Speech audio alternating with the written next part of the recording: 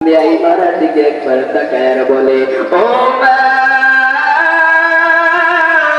আমার বাবা কই, আমার বাবা কই। এই বলে কান্না করা শুরু করে দিল। এবার মা আমিনা বলে, ও বাবা, তোমার বাবাই তো শুয়ে আছে এই মাটির ভিতরে, অন্ধকার কবরের ভিতরে বাবা। এবার মুহাম্মদ দয়ার নবী, মায়ার নবী, এতিম নবী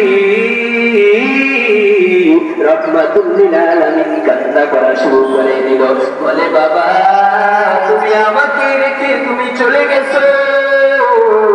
এবার মা আমিনার কান্না বন্ধ হয় না, কান্না বন্ধ হয় না। মা আমিনা ডাক দিয়া বলে, ও বাবা, তোমার বাবা এখানে শুয়ে আছে, তুমি একবার দেখো, তোমার বাবার কবর এখানে রয়েছে। এবার মুহাম্মদ বাবাকে দেখতে পারে না।